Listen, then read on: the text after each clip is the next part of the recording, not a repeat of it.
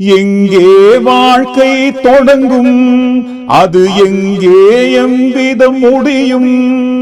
இதுதான் பாதை, இதுதான் பயணம் என்பது யாருக்கும் தெரியாது.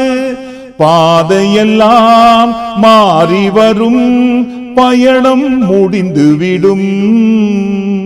மாறுவதை புரிந்து கொண்டால் மயக்கம் தெளிந்து விடும். நினைப்பதெல்லாம் நடந்து விட்டால். புதிய பூமி நண்பர்கள் அனைவருக்கும் வணக்கம். நான் ராஜ்பாபு. தமிழ்நாடு அரசியல் இதுவரை பார்க்காத ஒரு மோசமான நிலையை நோக்கி போய்கொண்டிருக்கிறது. தமிழ்நாடு அரசியல் இதுவரை பார்க்காத ஒரு மோசமான நிலையை பார்க்க வேண்டிய சூழ்நிலை உருவாகி இருக்கு. கட்ட துறக்கி கட்டஞ்சரி இல்லைன்னு காமெடியில வர டயலாக் தான் ஞாபகத்துக்கு வருது. யாரு கொடுக்கிற ஐடியான்னு தெரியலீங்களே. இன்னைக்கு பாருங்க, இந்த அவமானம் உங்களுக்கெல்லாம் தேவைதானா அப்படின்னு கேட்கக்கூடிய வகையிலான எந்த பக்கம் திரும்பினாலும் பாருங்க கூட்டம், மக்கள் வெள்ளம் அலை அலையாக திரண்டு வந்து கொண்டிருக்கிறது. இந்த புஸ்வானம் கொளுத்துவாங்க இல்லைங்களா தீபாவளி பண்டிகை வரும்போது, அந்த புஸ்வானத்தை போலன்னு ஒரு சில விஷயத்தை பார்த்து சொல்லுவாங்க, அந்த மாதிரி ஆட்சி புஸ்வானம் மாதிரிட்டு. ஆனா பாருங்க, இது புஸ்வானம் கூட கிடையாது, நமுத்து போன பட்டாசு. ஏன் அந்த மாதிரி சொல்றோம்னா, யாரோ ஒரு ஜோதிடர், யாரோன்னு ஆஸ்தான ஜோதிடர் ஐடியா கொடுத்துருப்பாங்க. நீங்க எதிர்கட்சியே இல்லாத ஒரு சட்டமன்றத்தை உருவாக்க போவதாக சொல்லியிருந்தீங்க. அதை உருவாக்குற நேரம் காலம் வந்து விட்டது. நேற்று அப்பாவை காணோன்னு சட்டமன்றத்தை தேர்ந்தீங்க, இன்றைக்கு மகனையும் காணோன்னு சட்டமன்றத்தை தேட வேண்டிய நேரம் வந்துச்சுங்க. அதனால இதுதான் சமய சந்தர்ப்பம்னு பார்த்து நேரம் கை கூடி வரும்போது இந்த வேலையெல்லாம் பண்ணுங்கன்னு ஜோதிடர் கொடுத்த ஐடியாவை நம்பி களத்துல இறங்கி மறுபடியும் ஒன்ஸ் அகைன் சொல்றோம், இந்த அவமானம் உங்களுக்கு தேவைதானா அப்படின்ற ஒரு நிலைமையை ஃபேஸ் பண்ணிட்டாங்க சார்.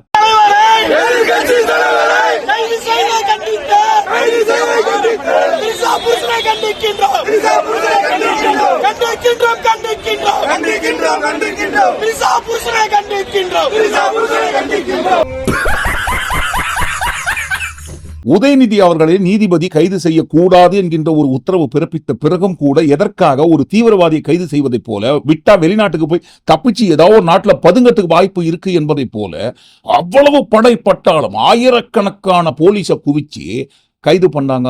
மேலிடத்து பிரஷருங்க. நீதிபதி உத்தரவு பிறப்பித்த பிறகும் கூட அதையும் மீறி கைது பண்றாங்கன்னு சொன்னா மேலிடத்துல பிரஷர் கொடுத்துருக்காங்க. மேலிடத்துல கொடுத்த பிரஷரின் காரணமாகத்தான் இந்த மாதிரி கைது பண்ணியிருக்காங்கன்னு நாங்க சொல்லுங்க. சொல்ல வேண்டியவங்களே அதுவும் பாருங்க, கூட்டணி கட்சிக்குள்ள இருக்கிறவங்க சொல்றாங்க. அதையெல்லாம் சேர்த்தா ஒட்டு மொத்தமா இந்த காணொலிக்குள்ள ஆதாரபூர்வமாக வீடியோ ஆதாரங்களோட பார்க்க போறோம். அதற்கு முன்பாக நண்பர்கள் யார் யார் சப்ஸ்கிரைப் பண்ணாம இருக்கீங்களோ சப்ஸ்கிரைப் செய்து புதிய பூமிக்கு ஆதரவு தருமாறு கேட்டுக்கொண்டும், இந்த காணொலியை முழுமையாக பொறுமையாக பார்க்க வேண்டும் என்று அன்புடன் கேட்டுக்கொண்டும் இந்த காணொலிக்குள்ள போயிடும். டிஸ்க்ளைமர் சொல்லிடுறோம், ஆனா வழக்கமான டிஸ்க்ளைமர் கிடையாது, இது வேற மாதிரியான டிஸ்க்ளைமர். அதாவது பாருங்க, நேற்றைய தினம் பதிவிட்ட காணொலியில் நம்ம யாருடைய பெயரை குறிப்பிட்டு சொல்லவே இல்லை. மிக முக்கியமாக நண்பர்களுக்கு ஒரு விஷயத்தை சொல்லிடுறோம், நேற்றைய தினம் பதிவிட்ட காணொலியை ரொம்ப தாமதமாக பதிவு செய்ய வேண்டிய சூழ்நிலை உருவாகிவிட்டது. இன்டர்நெட் சதி பண்ணிடுச்சு. இல்லைன்னா பாருங்க, கொஞ்சம் சீக்கிரமாகவே அந்த காணொலி மாலை 5 மணிக்கே வெளியிட வேண்டிய காணொலியை ரொம்ப லேட்டா வெளியிட்டோம். அதற்காக மிகவும் வருந்துகிறோம். அதே சமயத்தில் டிஸ்க்ளைமரும் சொல்லிடுறோம், இந்த காணொலிக்குள்ள சொல்லப்படுகின்ற பெயர்கள் அனைத்தும் இருக்கு, ஆதாரபூர்வமாக அவங்களே பாருங்க புகார்ல பதிவு பண்ணியிருக்காங்க. அதனால பாருங்க, வேற வழியே இல்லாம நம்மளும் அந்த பேரை சொல்ல வேண்டிய சூழ்நிலை இருக்கிறோன்றத டிஸ்க்ளைமருக்காக சொல்லிடுறோம். ரைட்டு. இப்போ எதுக்காக நீதிபதி உத்தரவு பிறப்பித்த பிறகும் கூட உதயநிதி அவர்களை அவ்வளவு போலீஸ் படை பட்டாளங்களை கொண்டு வந்து இறக்கி கைது பண்ணீங்க? மேலிடத்திலிருந்து பிரஷர் கொடுத்துருக்காங்க. அதாவது பாருங்க, வரம்பை மீறி போயிருக்காங்க.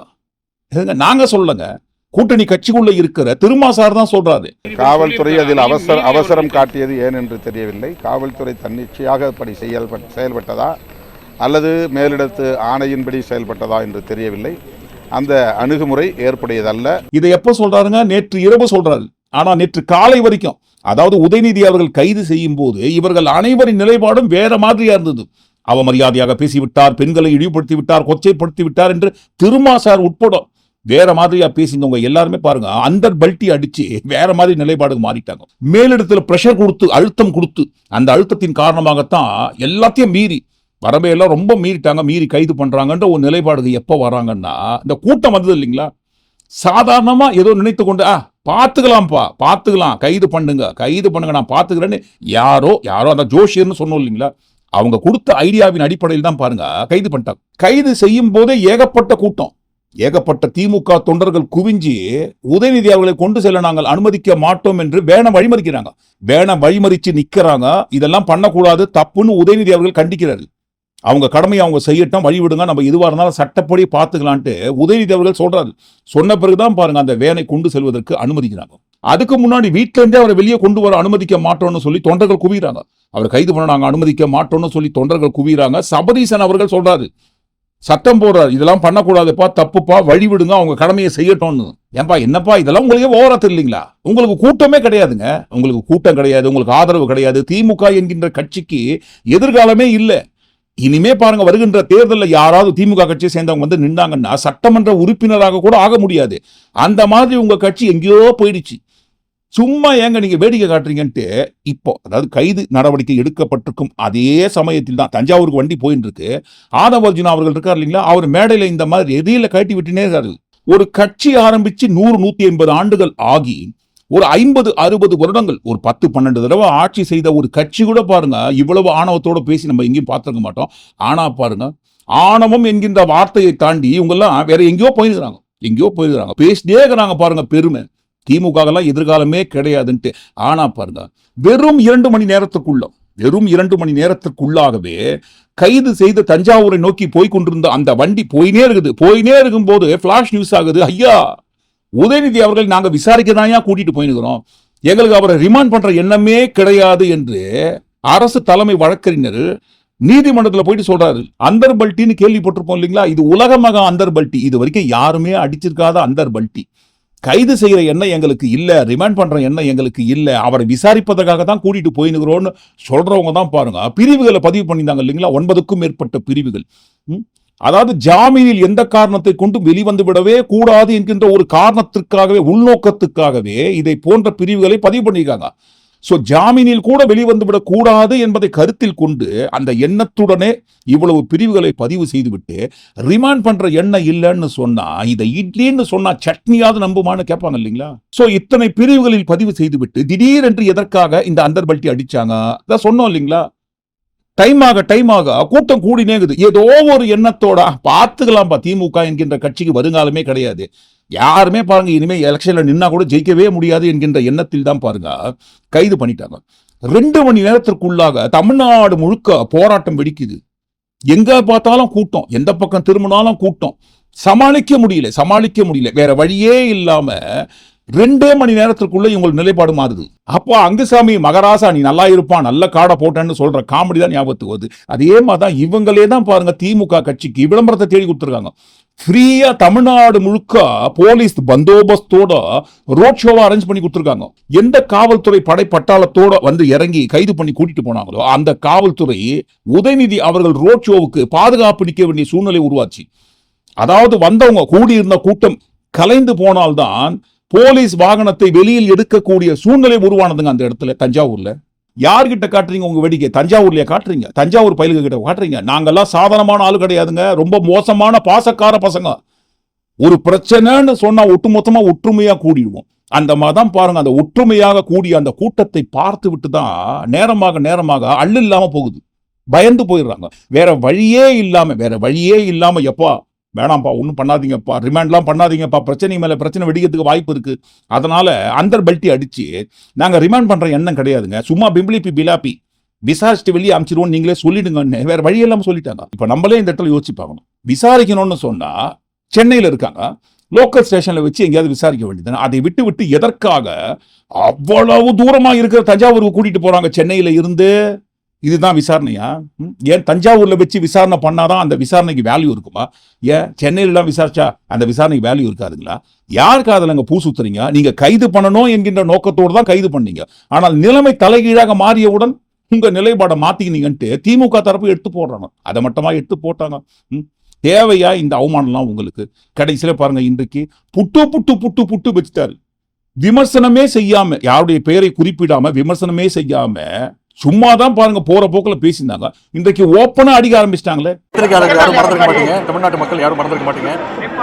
போன வருஷம் செப்டம்பர் மாதம் கரூரில் 41 பேரை பலி கொடுத்துட்டு ஒரு கட்சியினோட தலைவர் துண்டை காணும் துணியை காணும்னு என்ன செய்யுதுன்னு தெரியாமல் கரூர்லேருந்து ஓடி போய் இதே திருச்சி ஏர்போர்ட் வழியாக வந்து புறமுக காட்டு ஓடி போய் பத்திரிகையாளர் சந்திக்க பயந்து போய் இங்கேருந்து ஓடி போய் சென்னையில் இங்கேருந்து நீங்கள் பத்திரிகையாளர் ஒவ்வொருத்தரும் கூப்பிட்டீங்க சார் 30 பேர் இறந்துட்டாங்க சார் 30 பேர் இறந்துட்டாங்க சார்னு. ஆனால் அதெல்லாம் காதில் வாங்காமல் ஒரு 1ஆம் நம்பர் ஓடுகாலி முதலமைச்சர் இப்போ தமிழ்நாட்டுக்கு வந்திருக்கிறாரு. ஒரு 1ஆம் நம்பர் ஓடுகாலி முதலமைச்சர் இப்போ தமிழ்நாட்டுக்கு வந்திருக்கிறாரு. அதை இங்கே நினைவுபடுத்த விரும்புகிறேன். இங்கே மட்டும் இல்லை, சென்னையிலையும் ஓடி போனார். ஓடி போய் வீட்டில் போய் அவர் மட்டும் இல்லை, ஒட்டுமொத்த கட்சியுமே அண்டர் கிரவுண்டில் போயிட்டு ஒரு 35 நாள் யாரும் வீட்டை விட்டு வெளில வராமல் ஒரு வாரத்துக்கு அப்புறம் வீடியோ போட்டார். அப்படிப்பட்ட ஒரு தைரியசாலியான ஒரு முதலமைச்சர் இன்னைக்கு தமிழ்நாட்டுக்கு வந்திருக்கிறாரு. ஆனால் அவர் நினச்சிக்கிட்டாரு நாங்கள் அந்த மாதிரி திமுகவை சேர்ந்தவங்க வழக்கு போட்டால் பயந்துருவாங்க, ஓடி போயிடுவாங்க, அண்டர் கிரவுண்டில் போயிடுவாங்கன்னு நினச்சிட்டு இந்த மாதிரி பழிவாங்கிற வேலை பண்ணிட்டு இருக்காரு. நாங்கள் அந்த மாதிரி கிடையாது. என்றைக்கும் மக்களையும் பத்திரிகையாளர் சந்திக்கும். திமுக என்றைக்குமே பயந்தது கிடையாது. மக்களோட மக்களாக என்றைக்கும் நிற்போம். ஆனா அப்ப மட்டும் கிடையாதுங்க. கைது செய்த சமயத்திலேயே பாருங்க, பஞ்ச் ஆஃப் இடியட்ஸ்னு சொன்னாரு. நாங்க சொல்லங்க, உதயநிதி சார் தான் சொன்னாரு. இத்தனை ஆண்டு காலமாக நாங்க காவிரி நீருக்காக போராடி காவிரி நீரை தமிழ்நாட்டுக்கு வர வேண்டியதை பெற்று தந்தோம். உங்க ஆட்சி வந்த அந்த சமயத்துல இருந்து நீரை பெற்று தருவதற்கு துப்பு கிடையாது. ஆனா பாருங்க, இந்த மாதிரிலாம் பண்றீங்களா? பெண்களை இழிவுபடுத்திட்டாங்கன்னு பொய் வழக்கா போடுறீங்க. நாங்க பெண்கள் எல்லாம் இழிவுபடுத்தி பேசவே இல்லை என்று அந்த ஃபேமிலி குடும்பம் அதெல்லாம் சொன்னார் இல்லைங்களா? மிக முக்கியமான இடம். நான் இந்த நேரத்தில் கூறிக்கொள்ள விரும்புவது, நான் எந்த விதமான ஒரு தவறான எண்ணத்தில் நேற்று பேசவே இல்லை. யாரையும் புண்படுத்தணும், யாரையும் தாழ்த்தி பேசணும், குறிப்பிட்டு சொன்ன பெண்களை தாழ்த்தி பேசணும்னு துளி கூட என்னுடைய மனசுல அது கிடையாது. என்னுடைய பெற்றோர், என்னுடைய குடும்பம் என்னை அப்படி வளர்க்கல. என்னுடைய தாய் தந்தை என்னை அப்படி வளர்க்கல. எனக்கு ஒரு திருமணமாகி ஒரு மனைவி இருக்கிறாங்க, அவங்க கூட தான் நான் வாழ்ந்துகிட்டு இருக்கேன். எனக்கு ஒரு பெண் குழந்தை இருக்கிறாங்க, எனக்கு ஒரு தங்கை இருக்கிறாங்க, எனக்கு ஒரு குடும்பம் இருக்கின்றது. தமிழ்நாட்டில் இருக்கக்கூடிய ஒவ்வொரு தாய்மாரையும் என்னுடைய குடும்பமாக, என்னுடைய தாயாக, என்னுடைய தங்கையாக நான் அப்படிதான் நான் நினைச்சிட்டு இருக்கிறேன். இந்த பொய் வழக்கு போட்டு என்னை பயமுறுத்தலான்னு இந்த அரசு நினைச்சாங்க. அதற்கெல்லாம் பயப்படக்கூடிய ஆள் நான் கிடையாது. இதெல்லாம் நமக்கு தேவைதானா? எசகு பிசகா ஏடா கூடமா எக்கு தப்பா ஏதோ ஒரு பெருமையை தேடி கொள்ளலாம் என்கிற எண்ணத்தோடு நீங்க தேடிய பெருமை கட்சியில பாருங்க, உங்க காலை வாரி உங்களுக்கே ரிப்பீட் ஆயிடுச்சு. சரி, இப்ப இந்த இடத்துல பெண்களை இழிவுபடுத்திட்டாங்க. அதிலும் மிக முக்கியமாக இந்த எம்எல்ஏ பல்லவி இருக்காங்க இல்லைங்களா? அவங்க என்ன பேச்சு பேசுறாங்க? கோமான்னு சொல்லுவாங்க இல்லைங்களா? இப்பதான் அவங்களுக்கு கோமால இருந்து ஞாபகத்துக்கு வந்திருக்கு. தமிழ்நாடு என்கின்ற ஒரு தமிழ்நாடு இடத்துல இருக்குன்ற ஒரு ஞாபகமே பாருங்க. இப்பதான் கோமாவில் இருந்து கண் விழித்து இவங்க எல்லாம் கண்ணை தந்து பாக்குறாங்க. என்னப்பா பெண்களை இழிவுபடுத்திட்டாரா? இனிமே அவர் தலைவராக இருக்கவே கூடாது. பெண்களுக்கு எதிரானவரா தான் நாங்க அவரை பார்ப்போம். எதிர்கட்சி தலைவராக நாங்க பார்க்கல. அவர் வந்து பெண்களை இழிவா பேசிட்டாரு. அதனால நாங்க வந்து பெண்களுக்கான எதிராளியா தான் நாங்க பாக்குறோம். இதுக்கப்புறமா அந்த கட்சியில அவரை தலைவரா வச்சிருந்தாங்கன்னா அது அந்த கட்சிக்கே அவமானம் நான் நினைக்கிறேன். அவர் பேசின அந்த இடத்துல எங்கய்யா பெண்களை இழிவுபடுத்தினாரு? ஒட்டுமொத்தமான பெண்களை இழிவுபடுத்திட்டாருன்னு யாராவது காட்டுங்க. அவர் அந்த இடத்துல இதானே பேசினாரு. வாயை திறந்து பேசுறாரா? பேச மாட்டேங்கிறாரு. அவருக்கு இருக்கக்கூடிய ஒரே கவலை என்ன? திமுக மேல என்ன பொய் வழக்கு போடலாம், என்ன பொய் கேஸ் போடலாம்.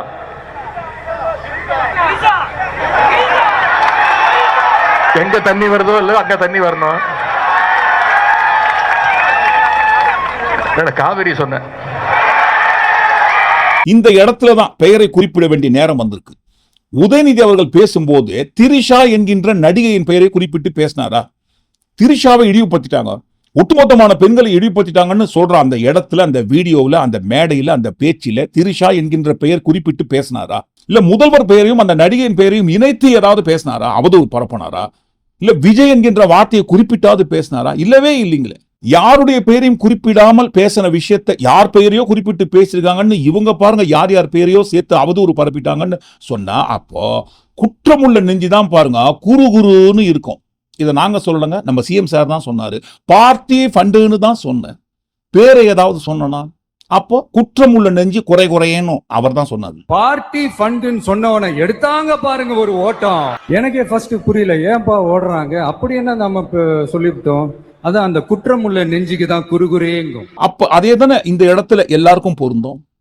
பெயர் யார் பெயரையாவது குறிப்பிட்டு யார் பெயரையாவது இணைத்து அந்த மாதிரி பேசி இருந்தா ஓகே, இன்னாரை குறிப்பிட்டு பேசினார்னு சொல்லி அவதூறு பரப்பிட்டார்னு வழக்கு போடலாம், கைது பண்ணலாம். ஆனால் அந்த இடத்துல யார் பெயரையும் குறிப்பிடவே இல்லையே.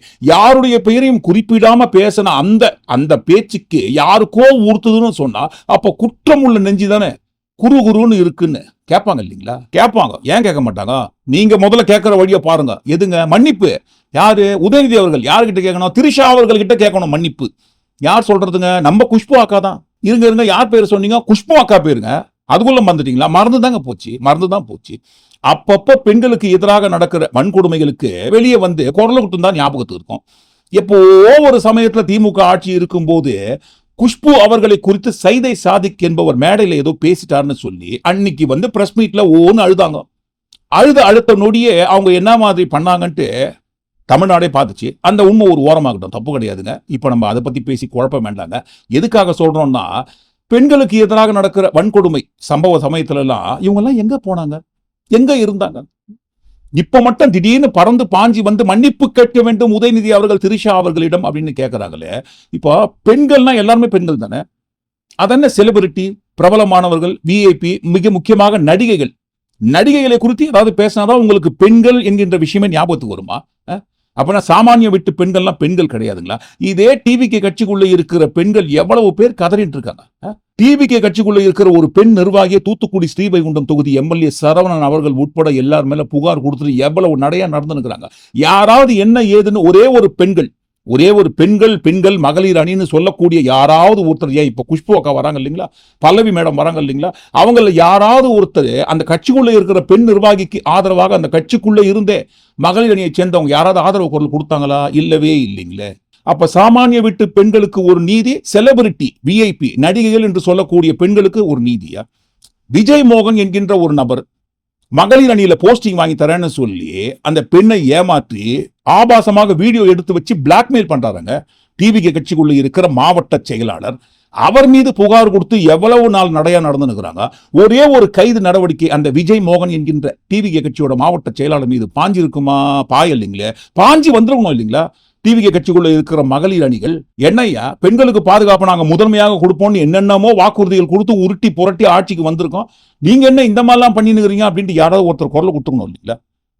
அப்பெல்லாம் வராத மகளிர் அணியும் நடிகைகள் எல்லாருமே பாருங்க இப்ப பறந்து பாஞ்சி வருவது யாருக்காக? நடிகைக்காகவா? அப்ப மறுபடியும் இந்த இடத்துல கேட்பாங்க இல்லைங்களா, பெண்கள்லாம் எல்லாருமே பெண்கள் தானுங்க. அது என்ன நடிகைகள் அப்படின்னு வரும்போது மட்டும் அவர்களுக்கு அவ்வளவு பிரிஃபரன்ஸ்? இந்த இடத்துல பாருங்க, யாரு புகார் கொடுத்தாங்க? டிவிகே கட்சிக்குள்ள இருக்கிற ஒரு பெண் நிர்வாகி, மகளிர் அணியை சேர்ந்த ஒரு பெண் நிர்வாகி புகார் கொடுக்குறாங்க. அந்த அம்மா பேரு பைரவியோ ஏதோ சொன்னாங்க. ஒரு பெண் நிர்வாகி புகார் கொடுத்ததன் அடிப்படையில் எவ்வளவு போலீஸ், ஆயிரக்கணக்கான போலீஸை கொண்டு வந்து அரை மணி நேரத்துக்குள்ள உதயநிதி அவர்கள் வீட்டுக்குள்ள வந்து குவிச்சு கைது பண்ணி கூட்டிட்டு போகக்கூடிய அளவுக்குண்டான புகார் பவர். யார் அந்த பெண் நிர்வாகி?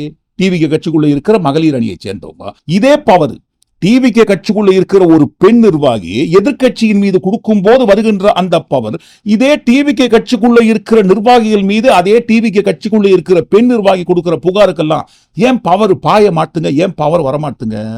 நியாயமா இந்த இடத்துல யார் புகார் கொடுத்திருக்கணும்? யாருடைய பெயரை குறிப்பிட்டு பேசியதாக இவங்க சொல்றாங்க. அவர் பெயரை குறிப்பிட்டு பேசவே இல்லை. இருந்தாலும் பாருங்க, திரிஷா என்கின்ற ஒரு நடிகையின் பெயரை குறிப்பிட்டு பேசியதாகத்தான் இவங்களே பாருங்க கதையை கட்டினாங்க. சரி, திரிஷா என்கின்ற நடிகையின் பெயரை குறிப்பிட்டு கொச்சைப்படுத்தினார், இழிவுபடுத்தினார்னு சொல்லும் போது பாதிக்கப்பட்டவங்க யாரு? திரிஷா அவர்கள். அப்போ திரிஷா அவர்கள் தானே வந்து புகார் கொடுத்துருக்கணும். என்ன இந்த மாதிரி பேசிட்டாங்க, பண்ணிட்டாங்க, இழிவுபடுத்திட்டாங்கன்னு சம்பந்தப்பட்ட பாதிக்கப்பட்ட அந்த நடிகை புகார் கொடுக்கிற பட்சத்துல ஓகே, பாதிக்கப்பட்டவங்க புகார் கொடுத்துட்டாங்க, அதன் அடிப்படையில் நாங்க நடவடிக்கை எடுக்கிறோம்னு சொல்லி பாஞ்சிருந்தா கூட பரவாயில்ல. பெண் நிர்வாகி, டிவிகே கட்சிக்குள்ள இருக்கிற ஒரு பெண் நிர்வாகி கொடுத்த புகாரின் அடிப்படையில் இவ்வளவு வேகமா பறந்து பாஞ்சி வந்திருக்காங்கன்னு சொல்லும் போது அப்ப திரிஷா என்கின்ற அந்த நடிகை ஏன் புகார் கொடுக்கல? சோ பாதிக்கப்பட்ட பெண் புகார் கொடுப்பதற்கு பதிலாக அவருக்கு பதில் இவர் என்று யாரோ டிவிகே கட்சிக்குள்ள இருக்கிற ஒரு நிர்வாகி கொடுத்த புகாரின் அடிப்படையில் இவ்வளவு பறந்து பாஞ்சி வந்து கைது பண்றாங்கன்னு சொல்லும் போது அப்போ இதனுடைய உள்நோக்கம் என்ன? எங்களுக்கு இருக்க உள்நோக்கம் நாங்க சொல்றோங்க அப்புறமா. ஆனா உங்களுக்கு என்ன உள்நோக்கம்? பொதுமக்களை தாக்குவது உள்நோக்கமா? திமுக அராஜகத்தை தொடங்கி விட்டார்கள். திமுக அராஜகம் செய்கின்றது, பொதுமக்களை தாக்குகிறார்கள். எங்க பொதுமக்களை தாக்குகிறார்கள்? அப்படிலாம் இல்லவே இல்லைங்களே. ஆர்ப்பாட்டம் பண்றாங்க. இப்போ டிவிகே கட்சி நம்ம விஜய் அவர்கள் தலைவராக இருக்கும்போது ரோட் ஷோ நடத்துறாரு, அனுமதி இல்லை. ரோட் ஷோ நடத்துறதுக்கு அனுமதியே கிடையாது. இருந்தாலும் பாருங்க, அனுமதியை மீறி ரோட் ஷோ நடத்துறாரு. அப்படி ரோட் ஷோ நடத்தும் போது முன்னேற்பாடுகள் எதுவும் செய்யாமல் வழி கூட விடல. ஆம்புலன்ஸ்க்கு வழி கூட விடல. ஆம்புலன்ஸ் நடு கூட்டத்தில் மாட்டிச்சு. நடு கூட்டத்தில் மாட்டிக்கொண்டு ஆம்புலன்ஸ் முன்னாடியும் போக வழி இல்லாம பின்னாடி எடுக்க வேற வழியே இல்லாம நடு கூட்டத்தில் மாட்டிக்கொண்டு எவ்வளவு தவித்தார்கள். கடைசி வரைக்கும் அந்த ஆம்புலன்ஸ் வெளியே போகவே முடியலைங்களே. அதை போலெல்லாம் பாருங்க பொதுமக்களுக்கு, அதுவும் மிக முக்கியமாக ஆம்புலன்ஸ்க்கு தொல்லை கொடுத்தா நம்ம எல்லாம் பேசலாமா சார்? பண்ற அராஜகம்லாம் இவங்க தான் பண்றாங்க. ஆம்புலன்ஸ்க்கு கூட வழி விடாம ரோட் ஷோ நடத்தி இவங்க சொல்றாங்க பாருங்க, திமுக பொதுமக்களை தாக்குகிறார்கள், அராஜகம் பண்றாங்கன்னு சொல்லி. அங்க பாருங்க, ஆர்ப்பாட்டம் செய்து கொண்டிருக்கும் போது ஆம்புலன்ஸ் வருது, டீசென்டா வழி விடுறாங்க ஆம்புலன்ஸ்க்கு. ஆர்ப்பாட்டம் செய்து கொண்டிருக்கும் சமயத்தில் கூட பாருங்க ஆம்புலன்ஸ் வரும்போது டீசென்டா வழி விடுற அவங்கள பார்த்து சொல்றாங்க பாருங்க, ஆம்புலன்ஸ்க்கே வழி விடாத கூட்டம் திமுக பொதுமக்களுக்கு தொல்லை கொடுக்கிறதுன்ட்டு. எதை பேசினாலும் எதை எடுத்தாலும் ஏதோ ஒரு உள்நோக்கம் இவங்களுக்கு இருக்கு. இந்த உள்நோக்கம் சொல்லும் போதுதான் கைது செய்ததன் உள்நோக்கம் என்னன்னு கேட்டாங்க இல்லைங்களா? இதுதான் உள்நோக்கம். இன்று சட்டப்பேரவை கூடுகிறது. அப்படி கூடும்போது யாருமே எனக்கு எதிராக நிக்க கூடாது. அப்படி நிக்கிற பட்சத்தில் கேள்வி கேட்பாங்கப்பா. சட்டமன்றத்தில் எல்லா துறைகளை குறித்து ஆளாளுக்கு கேள்வி கேட்பாங்க. எல்லா துறையை குறித்து ஆளாளுக்கு கேள்வி கேட்பாங்க. கேள்வி கேட்டா நமக்கு தான் பதில் ஸ்பாட்ல சொல்ல தெரியாது. 4-5 நாள் கழிச்சு நம்ம குழு 11 பேர் கொண்ட குழு ஸ்கிரிப்ட் எழுதி கொடுத்தா அதை அப்படியே ஒப்பிப்போம். வேற வழி. அப்ப என்ன பண்ணலாம்? தனிக்காட்டு ராஜாவாக செயல்பட வேண்டும் என்று சொன்னால் போடு வழக்கு, கைது பண்ணு, 9 பிரிவுகளுக்கு மேல பதிவு பண்ணி பிணை கூட ஜாமீன் கூட கிடைக்காத வகையில் என்னென்ன பிரிவுகளை போட முடியுமோ போடணும். கலவரத்தை தூண்டுறாங்க, கலகம் பண்றாங்க, இரு பிரிவினர் இடையே மோதலை உருவாக்க முயற்சி பண்றாங்க. அந்த மாதிரி தான் பண்ணிக்கிறாங்க. இரு பிரிவினர் இடையே மோதலை உருவாக்க முயற்சி பண்றாங்கன்னு இந்த 196 ஏதோ ஒரு பிரிவு எல்லாம் போட்டிருக்காங்க இல்லைங்களா? யாரு, எந்த பிரிவுகள்? அந்த 2 பிரிவுகள் சொல்லும் இல்லைங்களா? 2 பிரிவுகள் இடையே மோதலை உருவாக்க முயற்சி பண்ற மாதிரி பேசுறாரு உதயநிதினா, அந்த 2 பிரிவுகள் என்று சொல்லக்கூடிய அந்த 2 பிரிவுகள் யாரு? ஐயா, எனக்கு ஒரு உண்மை தெரிஞ்சு ஆகணும்னு முதல் மரியாதை படத்தில் வருகின்ற கேரக்டர் சொல்றதுதான் ஞாபகத்துக்கு வருது. இன்னைக்கு அந்த உண்மை தெரிஞ்சாகணும். அந்த 2 பிரிவுகள் யாரு? அந்த 2 பிரிவுகள் இப்ப என்ன செஞ்சுனுக்குறாங்க? 2 பிரிவுகள் இடையே கலவரத்தை தூண்ட முயற்சி பண்ணார்னு சொல்ற உதயநிதி அவர்கள் பேசியதற்கு பிறகு அந்த 2 பிரிவுகள், இவங்க சொல்ற அந்த 2 பிரிவுகள் தமிழ்நாட்டில் எந்தெந்த இடத்துல மோதல் உருவாகி இருக்கு அந்த 2 பிரிவுகள் இடையே? முதல்ல மறுபடியும் கேட்கணும், அந்த 2 பிரிவுகள்னு சொல்றாங்க இல்லைங்களா? யார் அந்த 2 பிரிவுகள்? யார் தெரியுமா அந்த 2 பிரிவுகள்? அந்நியன் படத்துல ஒரு டைலாக் வரும் இல்லைங்களா? என்னப்பா எப்ப பார்த்தாலும் சினிமாவை பேசிதானே ஆகணும், வேற வழியில சினிமாவை ஞாபகப்படுத்தி தானே ஆகணும். அந்நியன் படத்துல வரும் இல்லைங்களா? அதாவது புகார் கொடுத்ததும் ஒரே நம்பரு, புகாரை பிரிச்சு படிச்சதும் ஒரே நம்பர். என்னப்பா இது, புகார் கொடுத்ததும் படிச்சதும் ஒரே நம்பரான்னு கேட்பாங்க இல்லைங்களா? அதே மாதிரி இவங்க சொல்ற அந்த 2 பிரிவு என்பது வேற யாருமே கிடையாது. அதுவும் டிவிக்கே, இதுவும் டிவிக்கே. அதாவது டிவிகே கட்சியை கொச்சைப்படுத்தி பேசிட்டாங்கன்னு சொல்ற பிரிவு டிவிகே கட்சி பிரிவு. டிவிகே கட்சியை கொச்சைப்படுத்திட்டாங்கன்னு சொல்லி புகார் கொடுக்கிற பிரிவும் டிவிகே பிரிவு. இதுதான் இவங்க சொல்ற அந்த 2 பிரிவு. பிணை கூட கிடைக்க கூடாத வகையில் இந்த மாதிரி 2 பிரிவுகளுக்கு இடையே கலவரத்தை தூண்ட முயற்சி பண்றாங்கன்னு பிரிவா பிரிச்சு பிரிவை பதிவு பண்ணாங்க இல்லைங்களா? இவங்க சொல்ற அந்த 2 பிரிவும் இவங்களே தான் திட்டமிட்டு வாண்டடா பர்பஸா சட்டமன்றம் இன்றைக்கு கூடுகின்ற நிலையில் நேற்றைய தினம் எப்படியாவது கைது பண்ணி ஜாமீன் கூட கொடுக்க கூடாத வகையில பிரிவுகள்லாம் பின்னி எடுத்துட்டு போயிட்டு உள்ள வைக்கும். அப்பதான் பாருங்க நாங்க தனிக்காட்டு ராஜாவாக சட்டமன்றத்தில் நடமாட முடியும். கேள்வி கேட்டா பதில் சொல்ல முடியாது, மறுபடியும் சொல்றோம் இல்லைங்களா? ஒவ்வொரு துறையை குறித்தும் கேள்வி கேட்பாங்களே, ஆன் த ஸ்பாட்டை நம்ம பதில் சொல்லணுமே, என்ன பண்ணலாம், பதில் சொல்ல முடியாது. கேள்வி கேட்பதற்கு ஆளே இல்லாம பண்ணிட்டா, ஏற்கனவே பாருங்க எதிர்க்கட்சியே இல்லாத சட்டமன்றத்தை உருவாக்குறோம்னு சொல்லி மேடையா பேசினுக்கிறோம். இப்ப பாருங்க அந்த நேரம் வந்து விட்டது. போன முறை சட்டமன்றம் கூடும் போது அப்பாவை காணோன்னு தேடினார். இன்னைக்கு பாத்தீங்களா, அப்பா மகனை தேடிந்தாராம். ஒரு வயதான பெரியவர் மகனை தேடிந்தாராம். என்னப்பா மகனை காணுமே, போன வாரம் அப்பாவை காணோன்ற கதை, இந்த வாரம் மகனை காணோன்ற கதையை பேசலான்னு என்னென்னமோ ஐடியா பண்ணி வச்சிருந்தாங்க. பஞ்சா இந்த பிளான்லாம் பறந்து போச்சு. இப்ப என்ன பண்ணுவாங்க? கேள்வி கேட்பாங்களே, பதில் இருக்குங்களா? பெண்களை இழிவுபடுத்திட்டாங்கன்னு சொல்ற இவங்க தான் அந்த அளவுக்கு நீங்க நினைக்கிற மாதிரி அதெல்லாம் ஒர்த்தே இல்லைன்னு நாங்களா சொன்னோம்? யார் சொன்னாங்க மேடையில? அப்போ இதெல்லாம் தப்பு இல்லைங்களா? அந்த அளவுக்கு ஒர்த்து இல்லைன்னு சொல்லி இப்போ சம்பந்தப்பட்டவரே பாருங்க, ஒர்த்து இல்லைன்னு ஒரு பெண்ணை குறிப்பிட்டு பேசியதை அடுத்து டிவிகே கட்சியோட அதிகாரப்பூர்வமான வெர்ச்சுவல் வாரியர்ஸ் சொல்றாங்க இல்லைங்களா? அவங்க சங்கீதா அவர்களை குறிப்பிட்டு என்னென்ன அநியாய அக்கிரமமான பதிவு பண்ணிக்காங்க சோசியல் மீடியாவில். ஒரே ஒரு அட்வைஸ் பண்ணிருப்பாங்களா? இந்த மாதிரிலாம் பண்ணக்கூடாதுப்பா, பேசக்கூடாதுப்பான்னு சொல்லி எப்படிங்க அட்வைஸ் பண்ணுவாங்க? அட்வைஸ் பண்ண வேண்டியவங்க தான் மேடையில ஒர்த்து இல்லைன்னு லீடு கொடுக்குறாங்களே, அப்படிங்கும்போது எப்படி அட்வைஸ் பண்ணுவாங்க? அப்போ தெரியலீங்களா பெண்களை இழிவுபடுத்தி பேசுறதெல்லாம்? அது என்ன, எதிர்கட்சியை சேர்ந்தவங்க ஏதாவது பேசிட்டா மட்டும் உடனடியாக பறந்து பாஞ்சி வராங்க, ஆபாசமா பேசிட்டாங்க, அவதூறு பரப்பிட்டாங்க, கைது பண்ணணும்னு சொல்லி. அப்போ ஒரு முதல்வர், அதாவது பாருங்க தமிழ்நாட்டுக்கே வழிகாட்டியாக இருக்க வேண்டிய ஒரு முதல்வரே மேடையில என்னென்ன பேசியிருக்காருங்க, என்னென்ன பேசினாருங்க? அதாவது எடுத்து சொல்ல முடியாத அளவுக்கு, பொதுவெளியில நம்ம எடுத்து சொல்ல முடியாத அளவுக்கு அவ்வளவு வார்த்தைகளை பேசினாருங்க. இதெல்லாம் தப்பு இல்லைங்களா? இதெல்லாம் அவதூறு இல்லைங்களா? ஆபாசமா பேசுற அர்த்தத்துல வராதுங்க. இதெல்லாம் பாருங்க, நல்ல வார்த்தை அப்படின்னு ஒரு பட்டியல வரும். என்னப்பா எதிர்கட்சியை சேர்ந்தவங்க அச்சின்னு தும்பிட்டாங்களா? ஐயோ தும்பக்கூடாதே. ஆளுங்கட்சியை சேர்ந்தவங்க தான் பாருங்க, ஆளுங்கட்சியில இருக்கிறவங்க தான் தும்பணும். எதிர்கட்சியில இருக்கிறவங்களுக்கு தும்பல் வரலாமா? வரக்கூடாதே. உடனடியாக அமுக்கு, வழக்கு போடு, கைது பண்ணு. எதுக்காக? தும்பிட்டாங்கன்னு. எதிர்கட்சியில இருக்கிறவங்களுக்கு தும்பறதுக்கு உரிமை இருக்கா? உரிமையே கிடையாது. ஆளுங்கட்சியில இருக்கிறவங்களுக்கு மட்டும்தான் தும்மல் வரும். எதிர்கட்சியில இருக்கிறவங்களுக்கு தும்மல் வந்தா கைது தான் வரும். இந்த கைது வரும்னு சொல்லும் போதுதான் தமிழ்நாட்டில் இருக்கிற எல்லாருமே ஒட்டுமொத்தமா அஞ்சு நடுங்குறாங்களே, பயப்படுறாங்க. ஒரு நடிகையின் பெயரை குறிப்பிட்டு, அதாவது இவங்க சொல்ற, நாங்க அந்த பெயரை குறிப்பிடலங்க, இவங்களே தான் அந்த பெயரை குறிப்பிட்டு இவங்களே தான் காட்டி கொடுத்துருந்தாங்க. திரிஷா என்கின்ற அந்த நடிகையின் பெயரை குறிப்பிட்டு யாராவது பேசினாங்கன்னா, அவங்க பெயரை குறிப்பிட்டு யாராவது விமர்சனம் பண்ண, அவளுக்கு எங்க பேரை சொன்னா கூட போடு வழக்கு, கைது பாயும், அவங்களை கொண்டு போய் உள்ள வைப்பாங்கன்னு அஞ்சு நடுங்குறாங்களாமே பெயரை சொல்வதற்கு. அப்ப எல்லாத்தையும் ஒட்டுமொத்தமா கூட்டி கழிச்சு இந்த காணொலியை நிறைவு செய்யும் நேரம் வந்து விட்டது. சபரிவர்மன் என்கின்ற ஒரு விசாரணை கைதி நாகர்கோவில் கிளை சிறையில் அடித்து கொல்லப்படுகிறார். லாக்அப் டெத் நடக்குது. பாதிக்கப்பட்ட குடும்பத்தினர் ஓப்பனா கேட்டாங்க. முதல்வர் அவர்கள் வாயை திறந்து ஒரு இரங்கல் கூட தெரிவிக்கலையேன்னு பாதிக்கப்பட்ட குடும்பத்தினர் ஓப்பனா கேட்ட பிறகும் கூட ஒரே ஒரு இரங்கல் தெரிவிப்பதற்கு நமக்கு நேரம் இல்லை. ஆனா பாருங்க, ஒரு நடிகையின் பவரை காட்டுறதுக்கு எவ்வளவு போலீஸ் படைப்பட்டாலும் ஸ்பாட்லயே புகார் பதிவு பண்ண 10 நிமிஷத்துல 1000 போலீஸ் வந்து குவிதுன்னு சொன்னா, தமிழ்நாடு அரசியல் களத்தில் இதுவரை பார்த்திராத அவலம். கரூர்ல போலீஸ கையில வச்சு உதயநிதியோட வாழ்க்கைக்காக திமுக ஸ்டாலின் அவர்கள் தான் 41 பேரை கொன்று குவித்தார்கள் ஆதவர்ஜினா ஓப்பனா மேடையில் பேசியதை தொடர்ந்து சுப்ரீம் கோர்ட்ல வழக்கு பதிவு பண்ணாங்க. சுப்ரீம் கோர்ட் என்ன சொன்னாங்க? அரசியல் ரீதியாக அரசியல் மேடையில் அரசியலுக்காக பேசின அரசியல் எல்லாம் வழக்காக்கி இங்க சுப்ரீம் கோர்ட்ல வந்து அரசியல் மேடையாக்காதீங்க. அவங்க ஒரு மேடையில் அரசியல் பேசினாங்கன்னா நீங்க அவங்களுக்கு இன்னொரு மேடையில் அரசியல் ரீதியா பதில் கொடுத்துக்கங்கன்ற வகையில சொன்னாங்க இல்லைங்களா சுப்ரீம் கோர்ட்ல. அரசியல் மேடையில பேசின விஷயத்துக்கு அரசியல் ரீதியா பதில் கொடுத்துட்டு போங்க. அதை விட்டு எதற்காக தீவிரவாதியை கைது செய்வதை போல இவ்வளவு துரித நடவடிக்கை? ஒன்று அரசியல் ரீதியான காரணம், இன்னொன்று தனிப்பட்ட முறையில் ஏதோ ஒரு பகையை தீர்த்து கொள்ள வேண்டும் என்கின்ற உள்நோக்கம். தெரிவதை போலன்னு இல்லைங்க, வெட்ட வெளிச்சமாக தெரிகிறது. வெட்ட வெளிச்சமாக தெரியும் அந்த உள்நோக்கத்தை குறித்து ஆதாரபூர்வமான காணொளி ஒன்று பிரத்யேகமாக தயாரிக்கப்பட்டு 2 தினங்கள் கழித்து ஆதாரபூர்வமாக வெளிவரும். இந்த காணொளிக்குள்ள வந்த எல்லா ஒட்டுமொத்தமான அந்தர்பல்ட்டி அடித்ததை குறித்து நீங்க என்ன நினைக்கிறீங்க? கண்டிப்பா தவறாம உங்க கருத்துல பதிவு பண்ணுங்க. மீண்டும் நாளை காணொளி நாம் சந்திப்போம். நன்றி, வணக்கம்.